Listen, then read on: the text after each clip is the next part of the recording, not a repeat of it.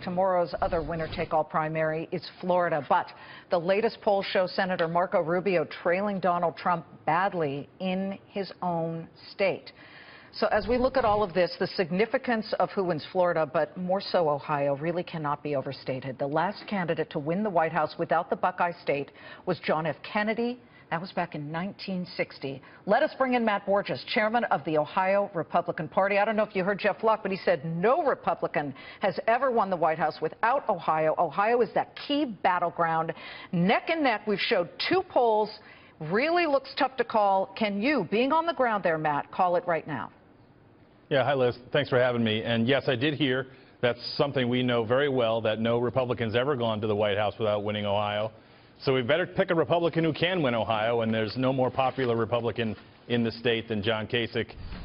Yes, he's going to win he's going to win tomorrow. He'll win Tuesday, and it'll set this election in a much different direction, set it on a new course. Well, how can you be so sure? Again, I don't put a lot of weight in some of these polls. They have been known to be wrong on both sides, more so on the Democratic side for some of these where Bernie Sanders has pulled out surprise wins. But how are you so sure that it's John Kasich? I know he is very popular in the state of Ohio, and yet Donald Trump is surprised to the upside many times here.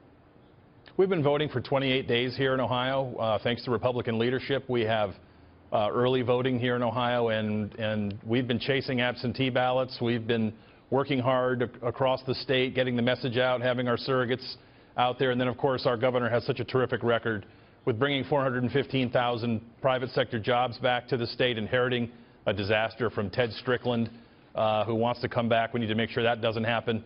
When Republicans took over in 2011 and John Kasich became governor, he had an $8 billion budget shortfall that he had to fix. Now it's a $2 billion budget surplus. And so I agree. He's all done, these great accomplishments. We have followed this day by day, year over year, because Fox Business launched in 2007 as the financial crisis happened. So we've watched all of these states. But why doesn't he have a bigger lead in these polls then?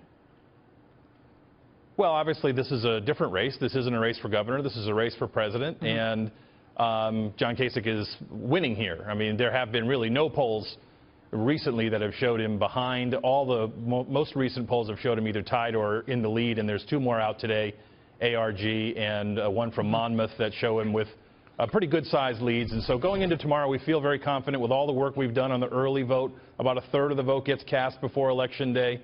I think we'll go into tomorrow with an advantage.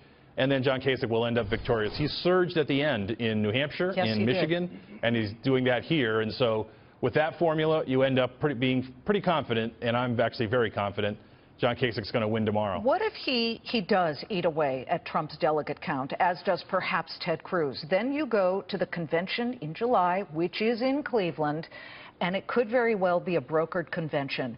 We have seen moments of violence throughout the weekend, certainly on Friday night when that one event in Chicago for Donald Trump had to be canceled. If that is the case, and you do force a brokered convention, are you concerned about these scenes that we've seen of people jumping on stage? We've seen scenes of violence at events, as we saw in Chicago. How will you, as the head of the GOP party in Ohio, handle the security concerns that may prop up in Cleveland in July?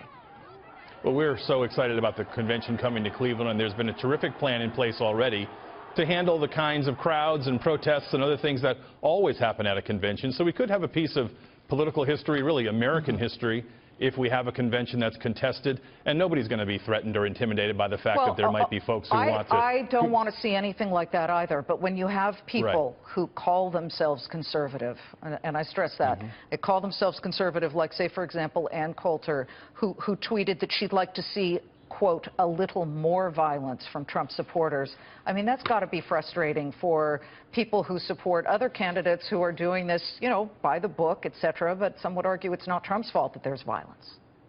Yeah, the bullying left is really the folks who we don't want to emulate. We never want to be like they are, where you're not allowed to have a differing opinion. Try to do that on a college campus today or anywhere else where the left really tries to bully and yell you down.